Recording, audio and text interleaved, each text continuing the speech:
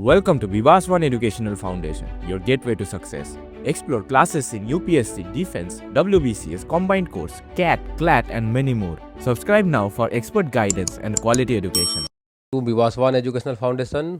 तो आज हमने जो सीरीज़ स्टार्ट करा था एनडीए और सीडीएस के लिए, उसका आज ये लेक्चर है जिसमें हम प्रॉपर्टीज़ ऑफ सॉलिड के बारे में बातें करेंगे। चलिए मैं एक एक करके आपको चीज़ों को समझाता हूँ, और यहाँ से जो भी प्रीवियस ईयर में पूछे गए क्वेश्चन है मैंने उसको भी यहाँ पर उनको भी लाया है, ताकि वो भी आपको क्लियर होते चले और आपकी प्रिपरेशन और भी अच्छी होती जाए। देखिए, solid are not perfectly rigid. जो सॉलिड है वो परफेक्टली रिजिड नहीं भी हो सकते हैं, ऐसी बात नहीं है। The rigid body generally means that hard solid object having a definite shape and size. तो रिजिड बॉडी किसको कहा जाता है? रिजिड बॉडी उनको कहा जाता है जैसे कोई हार्ड सॉलिड और उसका शेप और साइज डिफाइंड है, मतलब उसको आप चेंज नहीं कर सकते हो, तो उनको बोला जाता है क्या? Rigid body. ठीक है। But in reality solid bodies can be stretch. Solid body को आप चाहो तो उसको आप प्रेशर दे करके कंप्रेस कर सकते हो, उसको आप प्रेशर आउटवर्ड दे करके उसको स्ट्रेच कर सकते हो, और उसको बेंड भी कर सकते हो। इसलिए सॉलिड को हम परफेक्टली रिजिड नहीं मान सकते हैं। यहाँ पर देखिए एनडीए 2014 में क्वेश्चन पूछा गया था। क्या है इस क्वेश्चन में, जरा देखा जाए। The latest discover state of matter is. जो latest discover state of matter है, देखिए सॉलिड लिक्विड गैस तो ऑलरेडी हो चुका है, जिसमें कि सबसे लेटेस्ट डिस्कवर अगर आप कहो स्टेट ऑफ मैटर की बातें करें तो वो कहीं ना कहीं हमारा तो है बोस आइंस्टाइन कंडेंसेट, जिसकी डिस्कवरी एकदम लेटेस्ट में हुई है। चलिए आगे बढ़ते हैं। क्या होता है इलास्टिसिटी? इन बातों को मैं आपको डिटेल में पढ़ाता हूँ और समझाता हूँ। इलास्टिसिटी क्या होता है? The property of a body by features of which it is tend to regain its original size and shape. अगर आप किसी एक बॉडी है, आपने इसको इधर में फोर्स लगाया और इधर में फोर्स लगाया, और इसकी जो शेप है वो बदल गई, ये ऐसा लंबा हो चुका है। फिर से कुछ देर बाद आफ्टर सम टाइम आप देखोगे कि इसने अपने शेप को रीगेन कर लिया। अगर कोई ऐसा बॉडी है जो कि कुछ टाइम के बाद अपने शेप को रीगेन कर लेता है, तो ऐसे बॉडी को हम बोलेंगे इलास्टिक। और रीगेन करने की इस प्रोसेस को हम कहते हैं elasticity. When the applied force is remove is known as elasticity and the deform cause the elastic deformation. और जो डिफॉर्मेशन हुआ उसको हम क्या कहेंगे? Elastic deformation. जो डिफॉर्म हो चुका था एक ट्रांजिट फेज था। ठीक है। When we apply similar quantity of stress to steel and rubber with the same area of cross section we discover that the rubber stretch more than steel। अगर आप मान लो आपके पास दो ब्लॉक है या दो ऑब्जेक्ट है, एक बना हुआ है रबर का, एक बना हुआ है स्टील का, और इन दोनों का वॉल्यूम जो है वो कहीं ना कहीं सेम है, तो आप देखोगे कि आपने अगर सेम फोर्स अप्लाई करा तो जो रबर है उसमें डिफॉर्मेशन ज़्यादा होगा, वो ज़्यादा स्ट्रेच हो जाएगा as compare to steel. The strain generated by rubber is subsequently greater than that of steel. क्योंकि जो स्ट्रेन जनरेट करता है रबर, जो स्ट्रेन जनरेट करता है रबर, वो कहीं ना कहीं स्टील के द्वारा स्ट्रेन जो जनरेट किया जाता है उससे ज़्यादा होता है। तो स्ट्रेन जो होता है वो रबर में ज़्यादा होता है as compare to steel. This indicate that steel has the higher Young's modulus of elasticity than the rubber. इससे हमें ये पता चलता है कि स्टील की यंग्स मॉडुलस ऑफ इलास्टिसिटी ज़्यादा होती है एज कम्पेयर टू रबर। अब ये क्या होता है यंग मॉडुलस ऑफ इलास्टिसिटी, इस पर मैं आगे आता हूँ, आपको और भी अच्छे से समझाता हूँ। Therefore it has more elastic than the steel is more elastic than rubber, sorry, hence that is why steel is more elastic than rubber। ये बात गलत है, रबर जो वो ज़्यादा इलास्टिक है। अब हम बातें करते हैं प्लास्टिसिटी क्या होती है। पहले मैं आपको यंग्स मॉडुलस नीचे में अगर नहीं है तो मैं आपको समझा देता हूँ। यंग्स मॉडुलस नहीं है, मैं आपको उसको लिख के पढ़ा देता हूँ क्या होता है यंग्स मॉडुलस। देखिए यंग्स मॉडुलस क्या होता है। उस यंग्स मॉडुलस समझने से पहले आपको दो बातें समझनी होंगी। एक है आपको समझना होगा स्ट्रेस क्या होता है, एक समझना होगा आपको स्ट्रेस क्या होता है, और दूसरा आपको समझना होगा कि स्ट्रेन क्या होता है। क्या होता है स्ट्रेस और क्या होता है स्ट्रेन, आपको इन बातों को समझना होगा, फिर आप यंग्स मॉडुलस को समझ पाओगे। देखिए स्ट्रेस जो होता है वो होता है फोर्स बाय एरिया। इसको हम स्ट्रेस कहते हैं, जो ना कहीं प्रेशर के साथ डायमेंशनली सेम है। और स्ट्रेन क्या होता है? स्ट्रेन होता है हमारा, strain is change in length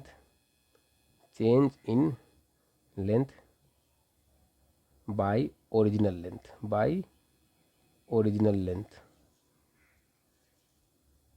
इसको हम क्या कहते हैं? इसको हम कहते हैं स्ट्रेन। अब मान लीजिए ये कोई एक ऑब्जेक्ट है जिसकी लंबाई एल है, आपने इसमें फोर्स लगाया और इसकी लंबाई बदल के हो गई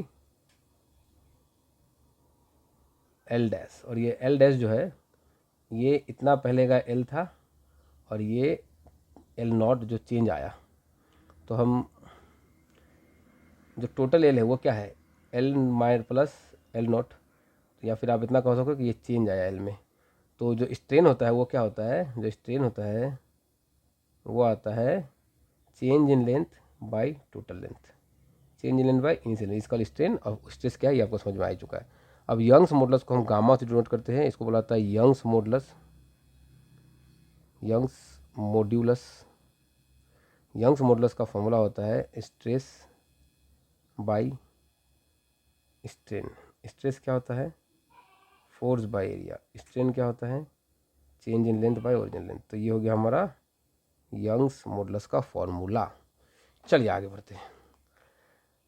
इलास्टिसिटी की बातें हो चुकी है, अब हम बातें करेंगे प्लास्टिसिटी के बारे में। क्या होता है plasticity, the body which has no tendency to regain its original shape and get permanently deform is called plastic body. तो ऐसे बॉडी जिनकी टेंडेंसी नहीं होती कि वो अपने शेप को रिगेन कर पाए, अगर आप उसको डिफॉर्म करते हो तो वो परमानेंटली डिफॉर्म हो जाते हैं, ऐसे बॉडी को हम प्लास्टिक बॉडी कहते हैं, या फिर उसकी उस प्रोसेस को या उसकी प्रॉपर्टी को प्लास्टिसिटी कहा जाता है। This property is known as plasticity. जैसे हो गया क्ले, वैक्स, ये सब क्या हो गया, प्लास्टिक ऑब्जेक्ट है ये सब। अच्छा, डिफॉर्म एंड रीस्टोरिंग फोर्स क्या होते हैं, कौन से फोर्स है जो उनको डिफॉर्म करवाता है और फिर उसमें रीस्टोरेशन भी करवाता है। A force which change the length, shape और volume of a body is called deform force. वो फोर्स जिसकी वजह से किसी ऑब्जेक्ट का वॉल्यूम चेंज होता है, लेंथ चेंज होती है, उस फोर्स को हम कहते हैं deform force. When a elastic body is subjected to a deform force, a restoring force is develop in a body. अगर किसी एक इलास्टिक बॉडी को अगर आप उसको फोर्स लगा के डिफॉर्म करवाते हो तो फिर से ये रीगेन करेगा अपने शेप को। This restoring force is equal to the magnitude but opposite in direction of applied force. तो जो देखिए, मान लीजिए कि आपने उसको इस डायरेक्शन में फोर्स लगा के डिफॉर्म किया, तो वो रिफॉर्म होने के लिए इसके ठीक ऑपोजिट डायरेक्शन में फोर्स लगाएगा और उतना ही फोर्स लगाएगा जितना कि ये वाला फोर्स था, मगर ये फोर्स जो वो नेगेटिव होगा और कुछ नहीं। फोर्स सेम होगा मगर क्या होगा, साथ ही साथ वो नेगेटिव में होगा। स्ट्रेस क्या होता है मैंने आपको ऑलरेडी बता रखा है, फिर भी हम लोग इसमें बातें करते चलिए कि क्या होता है stress. The restoring force per unit area, तो मैंने क्या बोला, restoring force per unit area, उसको हम बोलते हैं स्ट्रेस। मैंने आपको ऑलरेडी बोल रखा है, restoring force per unit area को हम लोग क्या कहते हैं, स्ट्रेस कहते हैं। If F is the applied force and A is the area, तो जो स्ट्रेस होगा वो क्या होगा, फोर्स बाय एरिया हो जाएगा। अब स्ट्रेस की एसआई यूनिट क्या होती है, तो SI unit of stress is, force का क्या होता है न्यूटन, एरिया क्या होता है मीटर, तो क्या हो जाएगा मीटर स्क्वायर, सॉरी, तो न्यूटन पर मीटर स्क्वायर या फिर पास्कल, जो कि मैंने बोला था आपको डायमेंशनली किसके बराबर है, ये प्रेशर के बराबर है। और इसका डायमेंशन क्या होता है, तो M L to the power -1 T to the power -2, ये होता है स्ट्रेस का डायमेंशनल फार्मूला। आप चाहो तो डायमेंशनल फार्मूला को आराम से निकाल भी सकते हो, क्योंकि डायमेंशनल एनालिसिस चैप्टर में यूनिट एंड मेजरमेंट में मैंने आपको बहुत ही डिटेल में पढ़ाया था कि कैसे हम लोग अननोन फिजिकल क्वांटिटीज़ का डायमेंशन को, यूनिट को कैलकुलेट कर सकते हैं, ड्राइव कर सकते हैं, और उनको हमने नाम दिया था ड्राइव यूनिट्स। तो अगर अभी तक आपने हमारे उन वीडियोस को नहीं देखा है तो अभी आप हमारे प्लेलिस्ट को फॉलो कीजिए, जहाँ पर आप एनडीए सीरीज़ का एक प्लेलिस्ट पाएंगे, हमारे चैनल में एक प्लेलिस्ट पाएंगे एनडीए सीरीज़ के लिए। उन सभी वीडियो को चेकआउट कीजिए, क्योंकि बहुत ही कम समय में मैं आप लोगों को पूरे साइंस का एक क्रैश कोर्स दे रहा हूँ, जिसमें कि हर एक कंटेंट को बहुत डिटेल में पढ़ाया जा रहा है, और साथ ही साथ उससे रिलेटेड जो भी प्रीवियस में पूछे गए क्वेश्चंस है उनको भी कराया जा रहा है, ताकि आपको एक आइडिया लग पाए कि क्वेश्चंस कैसे पूछे जाते हैं और कहाँ से पूछे जाते हैं। और अगर आपने हमारे इस सीरीज़ को अच्छे से फॉलो कर रखा है तो आप एनडीए के एग्जामिनेशन में साइंस में full out of full score कर पाओगे। चलिए आगे बढ़ता हूँ और चीज़ों को आपको क्लियर करवाता हूँ। कितने टाइप के स्ट्रेस नॉर्मली देखे जाते हैं, तो स्ट्रेस नॉर्मली 3 टाइप के होते हैं। एक है लीनियर स्ट्रेस, वॉल्यूमेट्रिक स्ट्रेस या वॉल्यूम स्ट्रेस, या फिर शेयरिंग स्ट्रेस। लीनियर स्ट्रेस का एक और नाम है लॉन्गिट्यूडिनल और टेंसाइल स्ट्रेस। वॉल्यूम स्ट्रेस का या वॉल्यूमेट्रिक स्ट्रेस का नाम है बल्क स्ट्रेस, और शेयरिंग स्ट्रेस का नाम है टेंजेंशियल स्ट्रेस। चलिए, अब स्ट्रेन क्या होता है, मैंने स्ट्रेस आपको बता दिया, अब हम पढ़ेंगे स्ट्रेन क्या होता है। The deforming force applied on a body produce a change in its dimension of a body is said to be strain. तो आपने जो डिफॉर्मिंग फोर्स लगाया उसकी वजह से उसकी बॉडी में क्या होगी, चेंजेस होगी, और is define as the ratio of change in dimension to the original length. मैंने क्या बोला, कितना चेंज हुआ बाय ओरिजिनल लेंथ, इसी को हम कहते हैं स्ट्रेन। मैंने आपको ऑलरेडी इसका फॉर्मूला लिख के दिखा रखा है कि कितना चेंज हुआ और कितना ओरिजिनल लेंथ था, इसको हम क्या कहते हैं, स्ट्रेन कहते हैं। तो स्ट्रेन क्या है, change in dimension by original dimension, इसको क्या कहते हैं, स्ट्रेस। चूंकि ऊपर में भी लेंथ है और नीचे में भी लेंथ है, तो दोनों कैंसिल हो जाएगा, तो ये रेशियो टाइप का फॉर्मूला है, तो इसको हम कहेंगे कि ये यूनिट लेस है और डायमेंशन लेस है। इसकी ना तो की यूनिट होती है और ना ही कोई डायमेंशन होता है। अब टाइप ऑफ स्ट्रेन की बातें करें तो स्ट्रेन भी चार टाइप के देखे जाते हैं, sorry. Longitudinal strain, volume strain, sharing strain और लेटरल स्ट्रेन। क्या होते हैं ये सब, ये हमने आपको बता दिया। अब आता हूँ मैं हुक्स लॉ में। हुक्स लॉ बहुत ही इंपॉर्टेंट है आपके एग्जामिनेशन फ्रंट ऑफ व्यू से, जहाँ से क्वेश्चंस पूछे जाते हैं। According to Hooke's law, within the elastic limit stress is directly proportional to strain. मतलब जो स्ट्रेस होता है वो डायरेक्टली प्रोपोर्शनल होता है स्ट्रेन का, वो डायरेक्टली प्रोपोर्शनल होता है स्ट्रेन का। आप यहाँ से अगर इस प्रोपोर्शनल के साइन को हटाओ, आप अगर इस प्रोपोर्शनल के साइन को हटाओ तो आपको यहाँ पर एक कांस्टेंट लगाना होगा और ये क्या बन जाएगा, स्ट्रेन। ये क्या बन जाएगा, स्ट्रेन।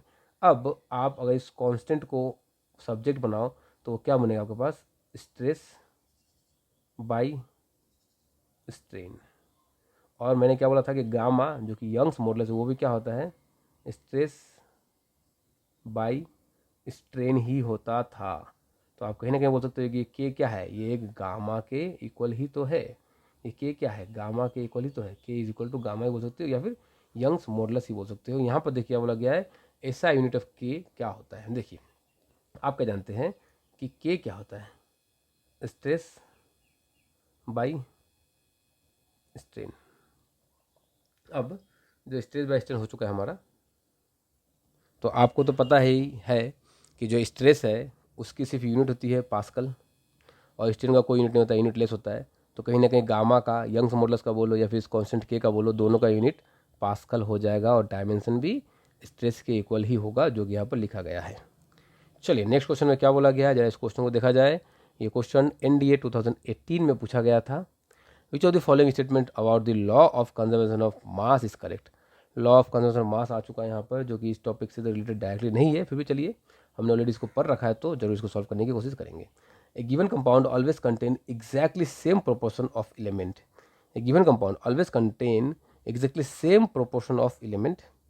चलिए पर इसको देखता हूँ। When a gas combine in a reaction they do so in a simple ratio और volume provided all the gases at a room temperature. तीसरा स्टेटमेंट क्या है, matter can neither be created nor be destroyed. बात तो सही है, बात तो सही है। Equal volume of all gases at the same temperature and pressure contain equal number of molecule, ये बात गलत है बिल्कुल। और ये भी given compound always contain exactly same proportion element, ये भी गलत है। और हमारा तीसरा स्टेटमेंट सही है, बाकी तीनों गलत है। तो हमसे पूछा गया था करेक्ट स्टेटमेंट ढूंढने के लिए, जो कि हमने ये बताया कि मैटर को ना तो क्रिएट किया जा सकता है ना तो डिस्ट्रॉय किया जा सकता है। और हम प्रॉपर्टीज ऑफ मैटर के बारे में यहाँ पर पढ़ रहे हैं, तो ये मैटर में होगा कि ना तो हम मैटर को क्रिएट कर सकते हैं और ना ही हम मैटर को डिस्ट्रॉय कर सकते हैं। चलिए अब मैं आपको प्रॉपर्टीज ऑफ मैटर का पार्ट 2 में लेकर चलता हूँ, जहाँ पर कि हम फ्लूइड के बारे में बातें करेंगे। सॉलिड के बारे में हमने काफ़ी बातें कर ली, चलिए फ्लूइड पे चलते हैं। चलिए इस लेक्चर में अब हम फ्लूइड की बातें करते हैं। सबसे पहले यहाँ बोला गया डिफाइन फ्लूइड। फ्लूइड क्या होते हैं, देखिए फ्लूइड या फिर एक liquid which is capable of flowing, जो भी बहे, जिसका भी बहाव होगा उसको हम फ्लूइड में कंसिडर कर सकते हैं। हैज़ नो ओन शेप, इनका ना तो कोई अपना शेप होता है, but conform to the shape of the containing vessel. जो जिस वेसल में आप इसको रखोगे ये उसी के शेप में आ जाता है, उसी का शेप ले लेता है, आप ऐसा इसको कह सकते हो, ठीक है। A fluid is a substance that continuously deform under the applied shear stress. Liquid are like water, milk and air stream, इन सभी को आप लिक्विड कहीं ना कहीं बोल सकते हो। और फ्लूइड क्या है, जो कंटिन्यूअसली शेयर स्ट्रेन के अंदर रहता है, कंटिन्यूअसली अपने शेप को डिफॉर्म करते रहता है हर एक क्षण में। चलिए अब आगे बढ़ता हूँ मैं और आपको चीज़ समझाता हूँ। अच्छा, मैटर एग्जिस्ट इन 2 स्टेट, एक सॉलिड हो सकता है और एक फ्लूइड हो सकता है। एंड फ्लूइड जो मैटर होते हैं वो fluid state being commonly divide into the liquid and the gas state. और फ्लूइड को हम लोग काफ़ी टाइम से 2 भाग में बांटते आ रहे हैं, एक को बोल सकते हो आप लिक्विड और एक को बोल सकते हो आप गैस। तो मेनली हमने क्या पढ़ा है, एक पढ़ा है हमने सॉलिड, दूसरा पढ़ा है हमने लिक्विड और एक पढ़ा है हमने गैस। चलिए आगे बढ़ता हूँ। Difference between solid and fluid, क्या डिफरेंस होते हैं सॉलिड में फ्लूइड में। सॉलिड जनरली उनका अपना एक शेप होता है और and change in volume and under pure compressive load. अगर उसमें कंप्रेसिव लोड दिया जाए तो ही उसका वॉल्यूम चेंज होता है और अपना एक शेप होता है। It resistance to change in shape without a change in the volume under the application of transitional force. अगर उसमें फोर्स लगाया जाए तो वो कहीं ना कहीं चेंज इन शेप को रेजिस्ट करता है, जल्दी से चेंज होना नहीं चाहता है। अच्छा, the spacing and the latitude of the motion molecule are very small in solid, large in liquid and extremely large in gas. मतलब जो मॉलिक्यूल के साइज होते हैं वो बहुत ही छोटे होते हैं सॉलिड में, लिक्विड में थोड़ा बड़ा होता है और गैस में उससे बड़ा होता है। और इंटरमोलिकुलर डिस्टेंस जो होता है सॉलिड में बहुत कम होता है, मोलिकुलर मोलिकुलर के बीच का डिस्टेंस लिक्विड में थोड़ा ज़्यादा होता है और गैस में काफ़ी दूर दूर होते हैं, एक से दूसरे मोलिकुल के बीच की जो दूरी होती है वो काफ़ी ज़्यादा होती है। The intermolecular bond are very strong in solid, और अगर डिस्टेंस कम है तो जो बॉन्ड है वो बहुत ही मजबूत होगा, अगर डिस्टेंस कम है तो बॉन्ड है वो क्या होगा, वो बहुत ही मजबूत होगा एज़ कम्पेयर टू लिक्विड। चूँकि लिक्विड में डिस्टेंस बढ़ चुका है तो बॉन्ड भी बहुत ही वीक होगा, तो लिक्विड में बॉन्ड वीक होता है और गैस में तो और भी वीक होगा क्योंकि डिस्टेंस और भी ज़्यादा बढ़ चुका है। इसलिए सॉलिड आर वेरी कॉम्पैक्ट और rigid and solid material are steel, wood, plastic, ये सब क्या है, सॉलिड मटेरियल्स है। यहाँ आप देख पाओगे कि ये एक यहाँ पर दिखाया गया है आपको, ये सॉलिड है, ये लिक्विड दिखाया गया, और गैस देखिए कितने काफ़ी दूर दूर है और उनके बीच का जो फोर्स है वो भी बहुत ही कम होता है, इनके बीच का इंटरमोलिकुलर फोर्स भी बहुत कम होता है। आप यहाँ पर देख पाओगे क्या लिखा गया, देखिए सॉलिड में जो स्पेस है वो बहुत कम होता है, क्लोज होते हैं एक दूसरे से, और इसमें एनर्जी बहुत कम होता है क्योंकि रैंडम मोशन कम होता है, तो मोशन वाइब्रेशन करता है, मतलब अप डाउन कर सकता है। और इसका एक डिफाइंड वॉल्यूम होता है, डिफाइंड शेप होता है। अगर आप लिक्विड की बातें करो तो इसका जो स्पेस है ये भी बहुत क्लोज होता है, उतना ज़्यादा नहीं मगर क्लोज तो होता है। जो मोशन वो कैसा होता है, रोटेशनल, मतलब लिक्विड आगे जा सकता है, पीछे आ सकता है, रोटेशनल मोशन करते हैं। वॉल्यूम डिफाइन होता है मगर शेप डिफाइन नहीं होता है, शेप डिफाइन नहीं होता है। अगर आप बात करो इसकी तो गैस के मॉलिक्यूल्स बहुत दूर होते हैं, फार अपार्ट होते हैं, इनकी एनर्जी बहुत ज़्यादा होती है, इनमें एनर्जी बहुत ज़्यादा होती है। मोशन कैसे करते हैं, ट्रांजिशनल मोशन करते हैं, रैंडम मोशन करते हैं। वॉल्यूम जो है इनडेफिनिट होता है और शेप जो भी इनडेफिनिट ही होता है। ये सॉलिड को दिखाया गया है पिक्चर में, यहाँ पर आप देखोगे तो आप सॉलिड को पाओगे यहाँ पिक्चर में, ये लिक्विड को और ये गैस को, ये सभी मैंने आपको ऑलरेडी पढ़ा रखा है। ये कैसा होता है, रिजिड होता है, शेप फिक्स होता है, वॉल्यूम भी फिक्स होता है। नॉन रिजिड होता है, नो शेप होता है मगर वॉल्यूम फिक्स होता है। Non rigid, no shape, no fix, ऐसा कुछ भी फिक्स नहीं होता। ये आपको समझने वाली बातें थी जो मैंने आपको ऑलरेडी करवा रखा है। ये सब आसान बातें होते हैं, यहाँ से आपको स्टेटमेंट बेस्ड क्वेश्चन फ्रेम किए जा सकते हैं, यहाँ से काफ़ी स्टेटमेंट बेस्ड क्वेश्चन फ्रेम किए जाते हैं। अब हम बातें करते हैं फ्लूइड मैकेनिक्स के बारे में कि फ्लूइड का बिहेवियर कैसा होता है। फ्लूइड मैकेनिक्स के बारे में अगर बातें करें, fluid mechanics is that branch of science which deal with the behaviour of fluid के बारे में जिसमें हम बात करते हैं साइंस का उस ब्रांच में, उसको कहा जाता है फ्लूइड मैकेनिक्स। एट ए रेस्ट फ्लूइड डायनामिक्स होता तो हम फ्लूइड के मोशन के बारे में बात करते हैं, मगर फ्लूइड मैकेनिक्स कहीं ना कहीं फ्लूइड मैकेनिक्स में हम फ्लूइड को रेस्ट में रख के ही मानते हैं और मोशन में रख के ही मानते हैं। फ्लूइड स्टैटिक में हम लोग फ्लूइड को रेस्ट रख के मानते हैं और फ्लूइड डायनेमिक में हम फ्लूइड को मोशन में रख के मानते हैं। This branch of science deal with the static, kinematics and dynamics aspect of fluid. ठीक है, मैंने आपको ऑलरेडी बता रखा है। The study of fluid at rest is called fluid static. The study of fluid in motion where the pressure force को consider नहीं किया जाता उसको बोलते हैं फ्लूइड काइनेमेटिक्स या फ्लूइड। आगे वाले को अगर प्रेशर वगैरह को अगर आप कंसिडर कर लो, the pressure force are also consider the fluid motion में अगर होगा तो उसको क्या कहेंगे, फ्लूइड डायनेमिक्स। तो मेनली 3 ब्रांच यहाँ से निकाल दिए गए। एक जो मैंने आपको नहीं बताया था कि फ्लूइड काइनेमेटिक्स, उसको भी यहाँ पर रख दिया गया है। डिफरेंट टाइप ऑफ फ्लूइड देखने को मिलते हैं जो कि यहाँ पर दिए गए हैं, मेंशन किया है हुआ है। एक होता है ideal fluid, real fluid, Newtonian fluid, non Newtonian fluid और आइडियल प्लास्टिक फ्लूइड। क्या होते हैं ये सभी, इनके बारे में चलिए थोड़ी सी बातें कर ली जाए। सबसे पहले बातें करेंगे आइडियल फ्लूइड, ये क्या होता है। आइडियल फ्लूइड ये क्या होता है, a ideal fluid is incompressible, मतलब उसको कंप्रेस नहीं किया जा सकता है। It is incompressible and have no viscosity, इसमें कोई विस्कोसिटी नहीं होती, मतलब एक फ्लूइड का लेयर दूसरे फ्लूइड के लेयर में घर्षण भी नहीं करता है। Falls in A category of ideal fluid, अगर कोई विस्कोसिटी ना हो और उसको कंप्रेस भी ना किया जाए तो उसको हम लोग आइडियल फ्लूइड बोलते हैं। वैसे फ्लूइड को कंप्रेस नॉर्मली नहीं किया जाता है। Ideal fluid not found in actual practice but in a imaginary fluid, ये एक इमेजिनरी फ्लूइड है जो एक्चुअली में ये हमें नहीं देखने को मिलता है। Because all the fluid that exist in environment have some viscosity, क्योंकि जो भी इन्वायरमेंट में फ्लूइड पाया जाता है इनकम्प्रेसिबल तो होते ही है मगर उनमें कुछ विस्कोसिटी होती है। There is no ideal fluid in the reality, कोई भी आइडियल फ्लूइड नहीं होता है। रियल फ्लूइड क्या होता है, real fluid which has the least some viscosity, कम से कम तो कुछ ना कुछ विस्कोसिटी होगा, एटलीस्ट सम विस्कोसिटी हो गई, and are called real fluid. इनको क्या बोला जाता है, इनको रियल फ्लूइड बोला जाता है।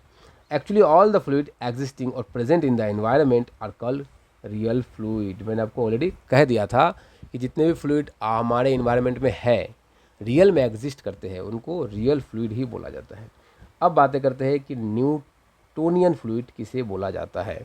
If a real fluid obey the Newton's law of viscosity, viscosity जो कि है shear stress is directly proportional to shear strain is known as Newtonian fluid. अगर कोई न्यूटन्स लॉ ऑफ विस्कोसिटी को फॉलो करता है जो कि है shear stress is directly proportional to shear strain, तो ऐसे फ्लूइड को हम लोग न्यूटोनियन फ्लूइड कहते हैं।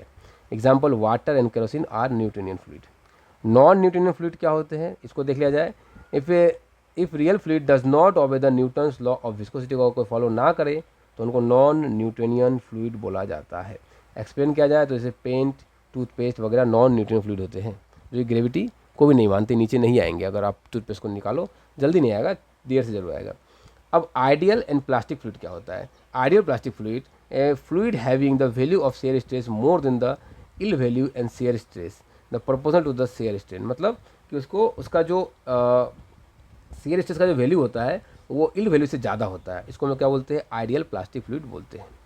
अब प्रॉपर्टीज ऑफ फ्लूइड के बारे में और थोड़ी सी बातें करी जाए तो क्या बोला गया है प्रॉपर्टीज ऑफ फ्लूइड में। देखिए कि डेंसिटी के बारे में बातें करेंगे हम यहाँ पर हम मास के बारे में बातें करेंगे, मास के बारे में बात करेंगे, मास डेंसिटी के बारे में बात करेंगे। मास डेंसिटी को रो से डिनोट किया जाता है, ये एक ग्रीक सिंबल है रो।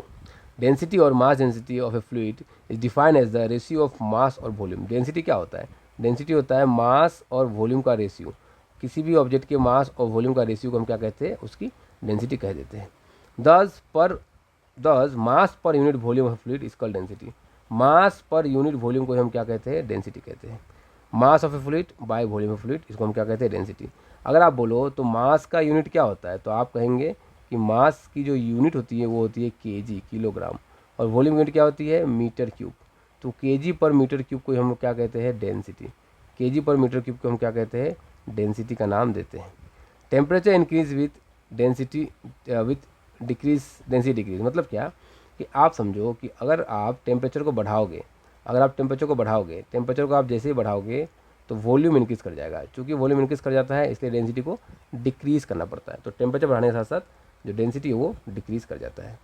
Pressure increase with density decrease. अगर आप प्रेशर को भी इंक्रीज़ करोगे तो डेंसिटी इंक्रीज़ हो जाएगा। प्रेशर को अगर आप इंक्रीज़ करो, अगर आप मान लो प्रेशर को इंक्रीज़ कर रहे हो तो क्या होता है, प्रेशर को इंक्रीज़ करने से वॉल्यूम डिक्रीज़ कर जाता है। क्योंकि आप किसी भी ऑब्जेक्ट में प्रेशर लगा रहे हो तो वॉल्यूम तो कमेगा ही, प्रेशर को इंक्रीज़ करोगे तो वॉल्यूम डिक्रीज़ करेगा। चूँकि वॉल्यूम डिक्रीज़ कर रहा है तो डेंसिटी अपने आप इंक्रीज़ कर जाएगा। तो ये कुछ रिलेशन है।